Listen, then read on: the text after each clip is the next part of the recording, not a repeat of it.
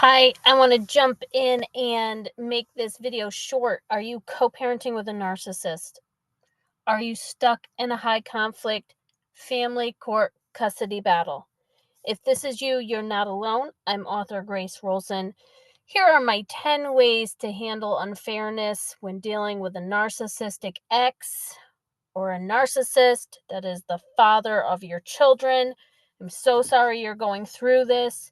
I have all my tips and tools and strategies in 5 of my books available on Amazon. Just a full disclaimer, this isn't direct advice. I don't have all the custody case details. I'm not a therapist. Please use your own therapist and lawyer to make strategies to help you deal and cope with the inevitable unfairness of dealing with an unfair person. But I say, you can learn, heal, and grow through this experience. You don't have to just go through it. If you're ready and willing to learn and do the work, I'm here to teach, coach, and mentor. My background is loving and leaving an alcoholic, breaking free of codependency, and then fighting in family court for 12 years on the front lines for the safety and protection of our only child.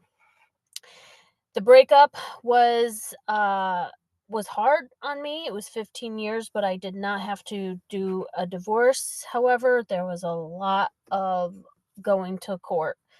So learn all you can. Knowledge is power. My newest is Tame the Narcissist: 10 Keys for Better Co-Parenting to Create Peace and Protection Using Strategy and Skillful Means. If you know my story, I lost in family court, had to go back and win.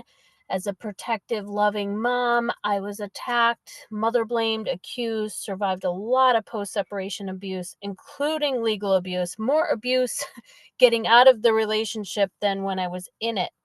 So I do have these 10 things. Actually, stay to the 11th one. I have a bonus reason. I'm a mom, an author, self-published author, so support me picking up these books, which are more of the message than just the mess. And I talk about our mindset and how we can choose our mindset, choose what to think. I offer you my survivor wisdom here, and it really can't be, our whole custody case cannot be about getting fairness from the narcissist for ourselves, because it will inevitably come out some unfairness to the child when we are pushing an agenda for our own justice.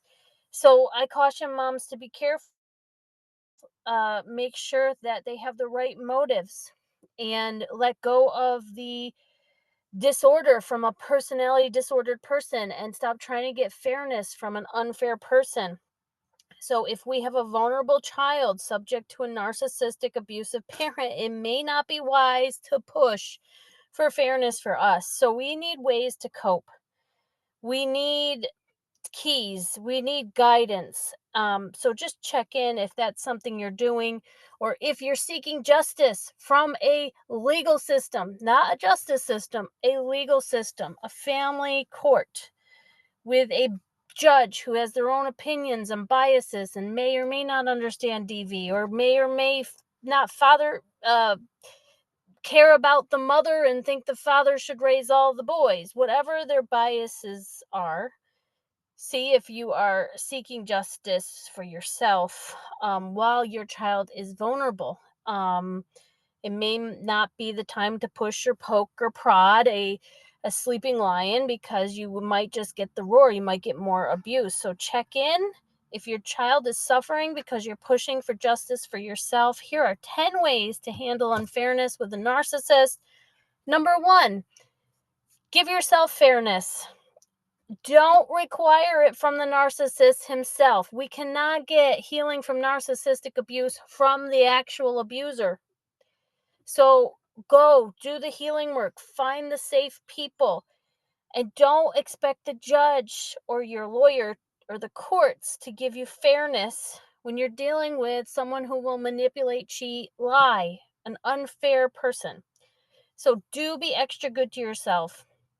And just think, how can you be really good to yourself in the face of the injustice that you're experiencing? Because the narcissist, while they can take away many things, our rights, our children, they can't take away other freedoms, other things in life, our ability to learn, heal, grow, help, overcome, stage a comeback, rise again, succeed in other areas of life where they were making us fail. So you may have to divert your attention here and give yourself some fairness in life. Number 2, accept reality. You don't want to suffer over your suffering. It just adds more suffering. So you may have to stop resisting reality. If he is just a horrible person, you may just have to accept he's a horrible, selfish, self-centered, disordered person, and that it's not fair dealing with him. But then again, life's not fair. No one said life would be fair. It's certainly not fair to the children in this, and our job is to try to make it a little bit more balanced.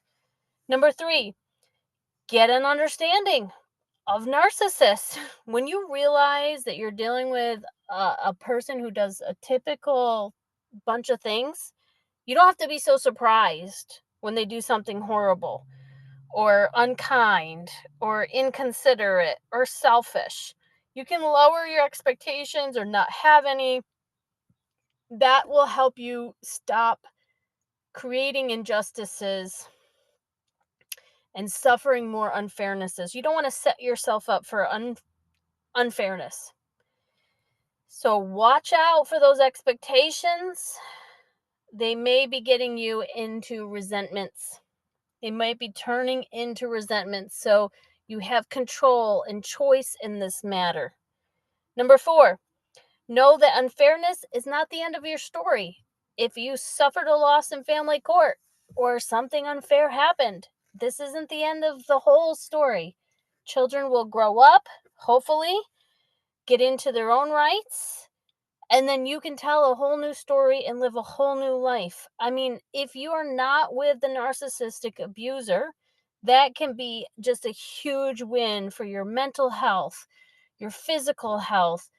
So the child has a chance of one healthy, stable parent.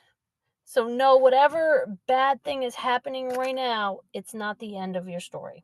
Number 5, shift focus.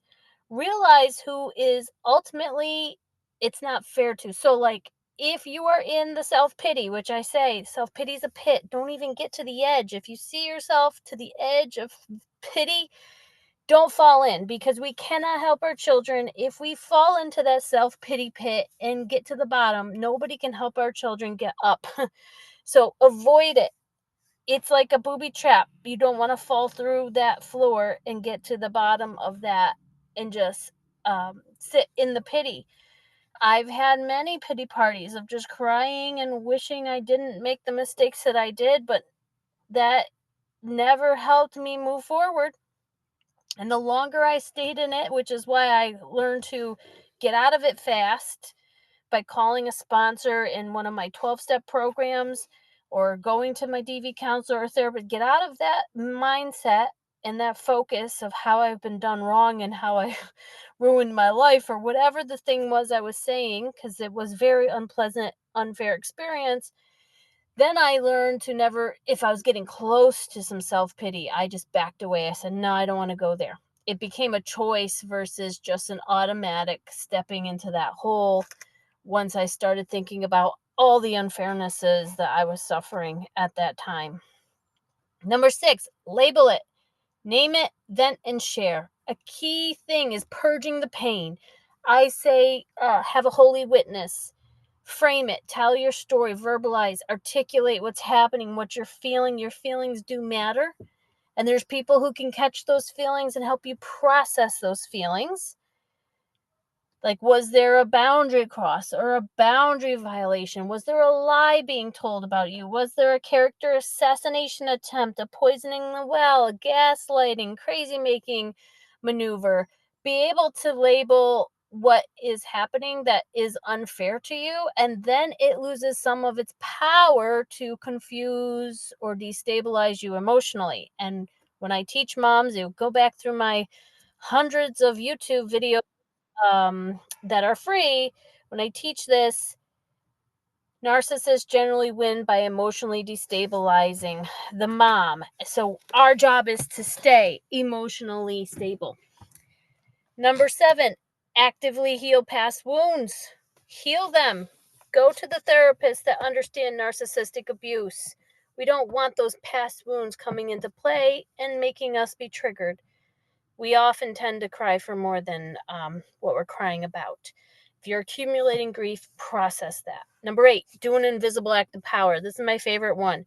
Just anonymously gift or bless someone in the name of the unfairness that you just suffered. And this is how we turn life's straw into gold, because we can make something good out of something bad. And I believe, a higher power can do that as well.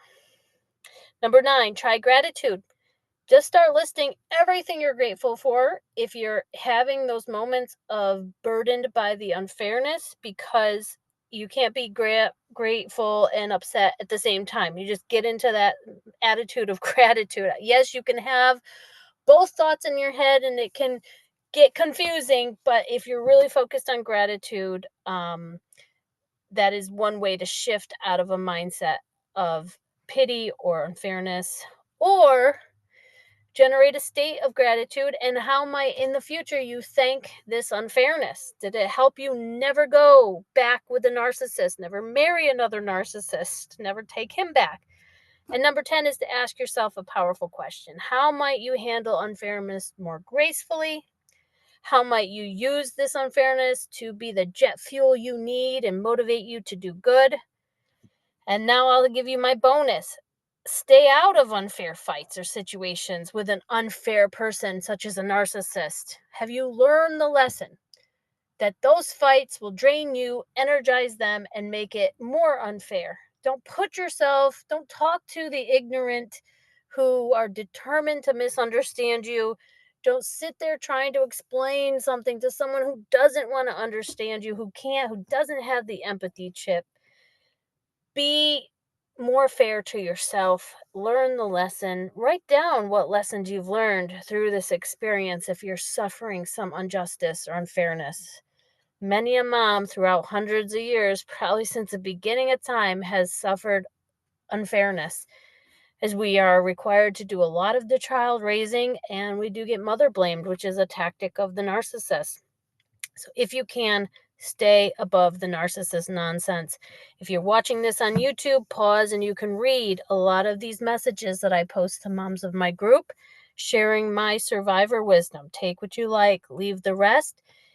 I say, allow yourself to be intentionally provoked. Stay self-aware, aware of being backed into a corner of conversing with a crazy man or getting into reactive abuse as your form of self-defense.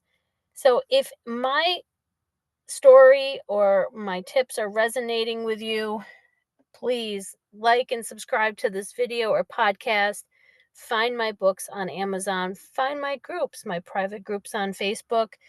I give all of this to the moms of my groups, and I appreciate your support as a self-published author. And I hope that you can learn, heal, and not just go through this experience, grow through this experience. There are tools you can use: survivor wisdom, discernment, patience from understanding, the love you have for your child, and self-compassion. Extend yourself that compassion that you want to get from others, and that can be such a healing balm. Do you have a journal? Are you writing in your journal? I encourage all moms on this healing journey to be more fair to ourselves, to journal, vent, share, get that team of support in place so that we can be standing for our children. If you want to know more, look up my Navigate Around the Narcissist Co-Parenting video course, or find my 5 books for moms. The Narcissist has many tricks, tactics, and traps, but we don't have to step in them. We can use strategies and skills. Welcome to my website, www.gracerolson.com. There's a free blog so you can hear my message about learning to co-parent with peace, in peace, and get cooperation once the ego battle has stopped. I have a 20 wants power tool. I have many blogs that can help you, and I have individual guides that can help you prepare for family court if you can't do negotiations. All of my books are available on Amazon. Check the link below and look for my strategies video for dealing with a narcissist as a high conflict high conflict co-parent. because I do have a lot of strategies. I use legal strategies, just personal strategies, a documentation strategy. And I'd love to share those with you and help better your situation. Thank you so much for watching.